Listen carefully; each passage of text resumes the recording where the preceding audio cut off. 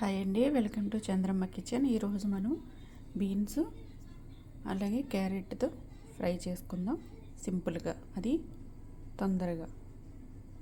ముందుగా ప్యాన్ పెట్టుకొని pan heat అయిన తర్వాత ఆయిల్ వేసుకుందాం. చూడండి, చాలా తక్కువ ఆయిల్ వేసాను. ఇది 1.5 స్పూన్ ఉంటుంది ఆయిల్. ఆయిల్ హీట్ అయిన తర్వాత సన్నగా తరుముకున్న వెల్లుల్లి వేసుకోవాలి. నేను వెల్లుల్లి ఎక్కువ వేసుకుంటున్నానండి. తర్వాత 1 స్పూన్ జీలకర్ర, చిన్నగా ముక్కలు చేసుకున్న 2 ఎండుమిర్చి, కరివేపాకు, ఇది కూడా చిన్న ముక్కలు కింద చేసుకున్నాను, వేసేసుకోవాలి. ఇప్పుడు ఒకసారి ఇలా వేయించుకుందాం. వేగిపోయిన తర్వాత ఇప్పుడు సన్నగా కట్ చేసుకున్న బీన్స్ అలాగే క్యారెట్ కూడా వేసేసుకోవాలి. ఒకసారి బాగా కలిపేసుకుందాము. ఒకసారి కలిపేసుకున్న తర్వాత రుచికి సరిపడా సాల్ట్, కొంచెం పసుపు వేసుకోవాలి. ఒకసారి మళ్ళీ బాగా కలుపుకొని దీన్ని మూత పెట్టేసి ఒక 5 నిమిషాలు బాగా దగ్గరగా మగ్గుకొనిస్తే అయిపోతుందండి.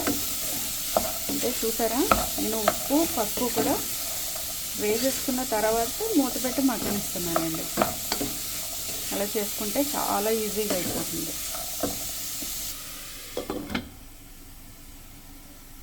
ఒకసారి మూత తీసి మళ్ళీ కలుపుకుందామండి.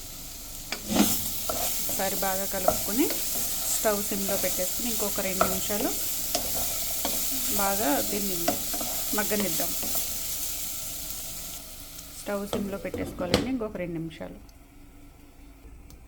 ఒకసారి చూద్దామండి ఎంతవరకు వచ్చిందో మన ఫ్రై. రెడీ అయిపోయిందండి. ఇంకా ఒకసారి కలిపేసుకొని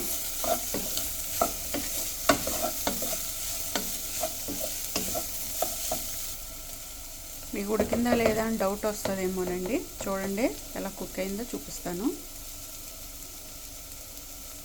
ఎలా అంటే అదిగో చూడండి, చక్కగా అసలు మెత్తగా అయిపోయిందండి.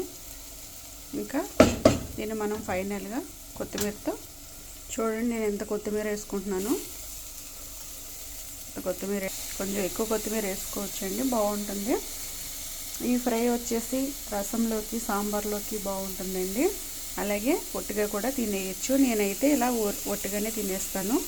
ఫైనల్గా కొబ్బరి తురుముతో మనం ఈ డిష్ని దించేసుకుందామండి.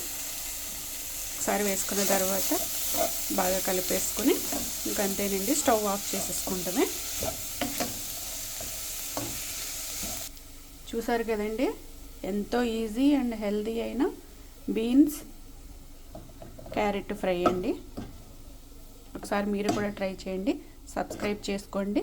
Thanks for watching.